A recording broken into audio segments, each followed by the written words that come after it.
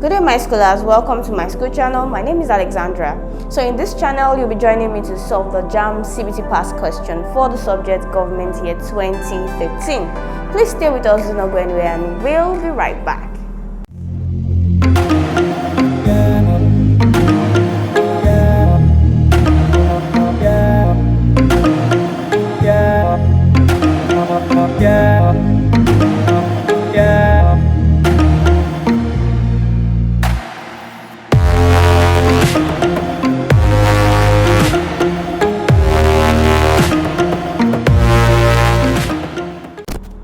Welcome back to my school channel. So right now we'll begin with question 1. We'll be solving question 1 to 20. Now, power that is delegated is exercised dash. Option A, by devolution. Option B, directly. Option C, by coercion. Option D, indirect. The answer to this question is by devolution. Devolution is the transfer of power from the central to the local. It's actually the direct transfer. Now, this question does not say how is power delegated or transferred. It's not the manner at which it is transferred. Then we can talk about direct or indirectly. It's talking about a conceptual framework that describes power that is delegated. So we have several conceptual frameworks that describe how power is delegated or transferred. We have this decentralization, deconcentration, delegation itself, and devolution. But the answer to this question is by devolution, since it's the only conceptual framework in these options that describes power that is delegated or transferred. So option A is the correct answer to this question. Question 2. The jure sovereignty is acquired through dash. Option A, law. Option B, grant. Option C, treaty. Option D, force. The answer to this question is option A, law. Now, de jure are practices that are in accordance with law. The jure is usually placed in contrast with de facto, and they are used for other basic concepts in government such as authority. So we can talk about the jure authority as well as the jure sovereignty as we have here. So the jure are practices that are officially sanctioned. They are in accordance with law. They are recognized by law. While de facto, which is the opposite, are practices that are not in accordance with law. They are not recognized lawfully. They are not officially sanctioned. So option A is the correct answer to this question. Question 3. A group of people who live together under a common law within a definite territory is a dash. Option A, community. Option B, nation state. Option C, nation. Option D, state. The answer to this question is option D, state. Now let's take a look at this question. A group of people living together under a common law within a definite territory. Now we can observe that a group of people appeals to community, it also appeals to nation as well as nation state. And a definite territory also appeals to community and nation. Okay, what is different here is a common law, and this appeals to only the state. It also appeals to option B, however, it combines both futures. Okay, so this specifically appeals to option D, state. We talk about a group of people living together in a defined territory or definite territory, and they are bound by a common law. That is, they have a legitimate government. That is what binds the people, a common law. But when we talk about community, what binds them is similar interest or same interest. While nation, we talk about homogeneity or oneness. Okay, so that's the difference between the concepts. So option D is the correct answer to this question. Question 4. Political socialization is associated with option A, military takeover of civilian government. Option B, the transmission of political values. Option C, political transition. Option D, free choice of party programs. Now, to be able to attempt this question appropriately, you need to understand what political socialization is. And this is a process of acquiring political values, attitude, beliefs that shapes a person's political behavior. So we can see in option B, the transmission of political values. So in the process of political socialization, there's a transfer of political value or political belief and attitude, and at the end of it, it shapes the person's political behavior. So option B is the correct answer to this question. Question 5. According to Aristotle, a form of government in which the few rule for the benefit of all is option A, diarchy. Option B, aristocracy. Option C, autocracy. Option D, polyarchy. The answer to this question is aristocracy. Aristocracy is the government of the noble. That is, power is placed in the hands of a small privileged class, which are the best of the noble. So option A, diarchy. Di means two, archy means rule. So two people ruling together. Okay, so option B, aristocracy. Aristo means best. Cracy means government. Okay, so we have the government of the best or the noble. Option C, autocracy. So we have one government. So government of a person, that is, one person has the absolute power. Okay, so we have many, polyarchy, many rule. So we see many people rule. So option B is the correct answer to this question. Question 6. Rule by the old people is known as dash. Option A, monarchy. Option B, gerontocracy. Option C, feudalism. Option D, theocracy. The answer to this question is option B, gerontocracy. Gerontocracy is governed by old people. Option A, monarchy, is governed by a king or a queen. Option C, feudalism, is a political system in which landed property or landholders are identified with sovereignty. Option D, theocracy, governed by a priest. So option B is the correct answer to this question. Do not forget that you can take practice questions with our simulated JAMB CBT past question. How do you go about this? All you need to do is you click on the link in the description below. It takes you to the Myschool website. There, you'll be requested to download Myschool mobile app for your Android phones and Myschool software for your computers and laptops. Please go ahead and download and start practicing these questions. Now moving on to question 7. As an executive, the commissioner is charged with the responsibility of dash. Option A, implementing laws. Option B, writing laws. Option C, giving loans. Option D, making laws. The answer to this question is option A, implementing laws. As you can see in the question, the keyword is an executive. So we know that an executive implements laws, the legislative make laws, and lastly, the judiciary interpret laws. So the answer to this question is option A, implementing laws. I believe you're enjoying this content. If so, do not forget to hit the like button, click on the subscribe button, and lastly, tap on the bell notification to get informed as soon as we release the next videos. Question 8.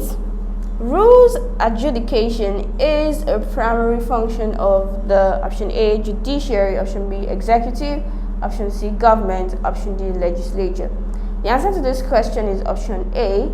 Adjudication is a function of the judiciary, and it is a process in which a judge examines evidence and arguments to come up with a decision. So option A is the correct answer to this question. Question 9. The judiciary controls the executive in federal state through option A, delegated legislation. Option B, judicial overview. Option C, judicial review. Option D, motions. The answer to this question is option C, judicial review. Now, judicial review is a concept that describes judicial power. That is, they control or they examine the legislature and the executive and ensure that they are consistent in their role, and to ensure that whatever it is they do is in accordance with what is in the Constitution. So option C is the correct answer to this question. Question 10. One major advantage of the unitary system is that it tends to make government dash. Option A, free of controversy. Option B, distant from the people. Option C, popular among the masses. Option D, strong and stable. The answer to this question is strong and stable.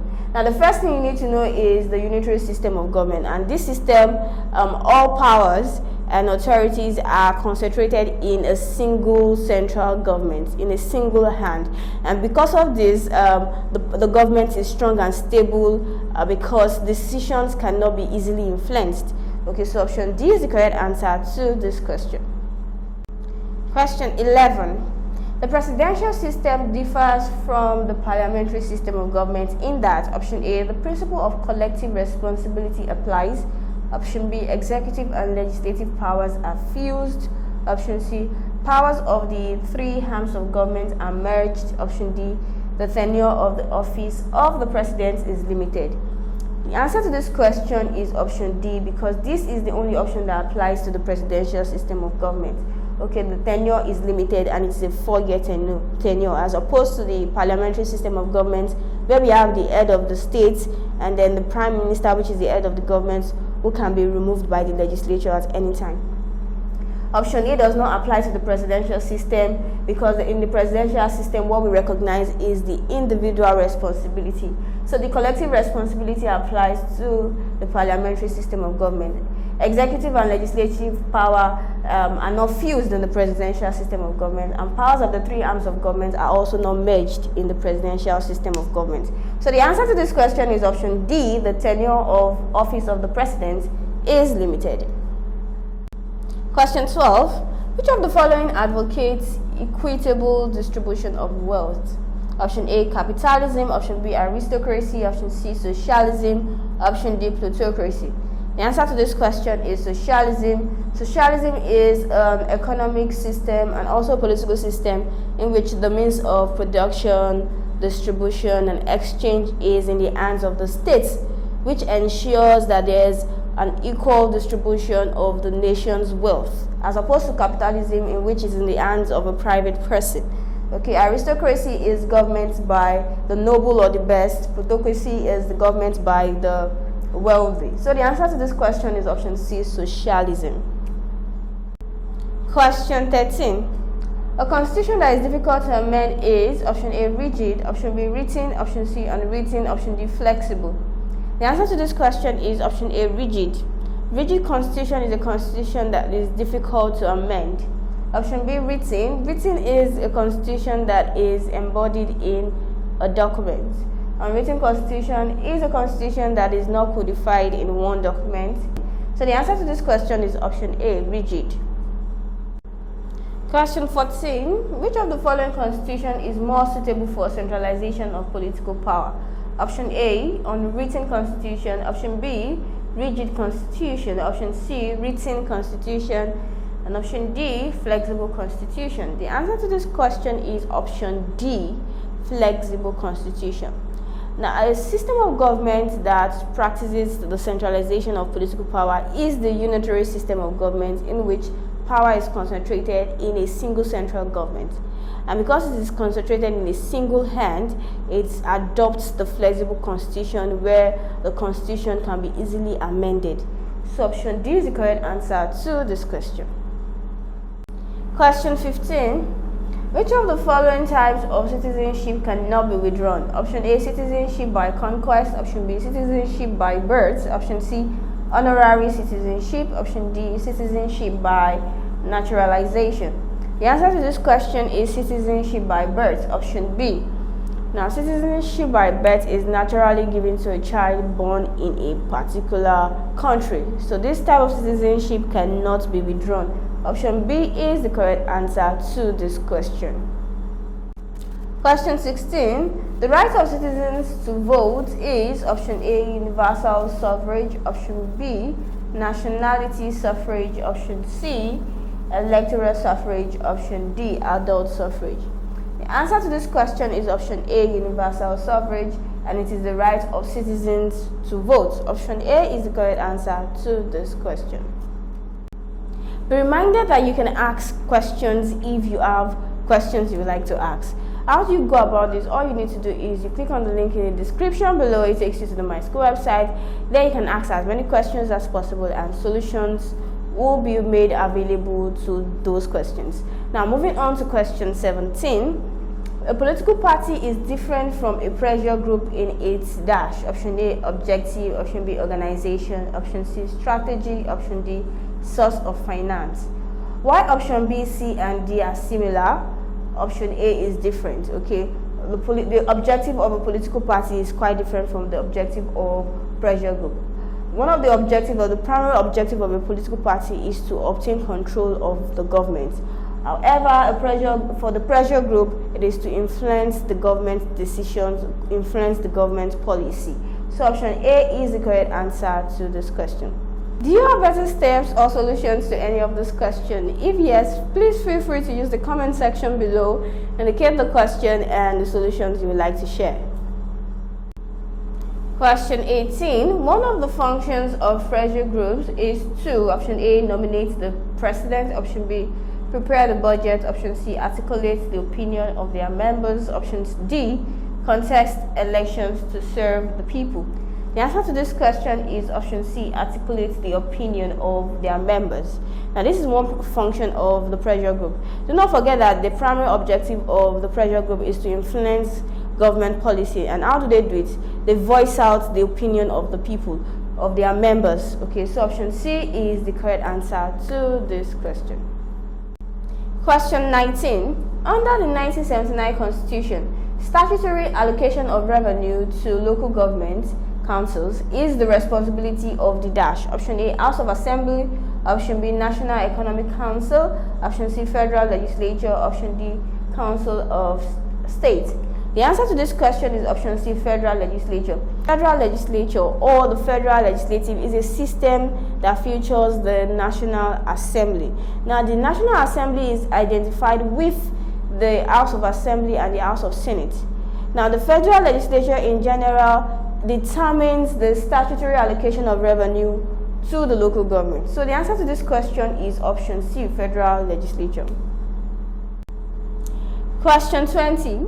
Under Nigerian Second Republic, the Senate was under the leadership of option A, J.S. Taka, option B, Joseph Wires, option B, Godwin Ezeoke, option D, John Wash Palm. The answer to this question is option B, Joseph Wires. Now, Joseph Wires is regarded as Nigeria's third Senate president under the Second Republic, which is from 1979 to 1983. So option B is the correct answer to this question. We've come to the end of this interesting segment. I believe you enjoyed it. Please do not forget to hit the like button, click on the subscribe button, and lastly, tap on the bell notification to get informed as soon as we release the next videos.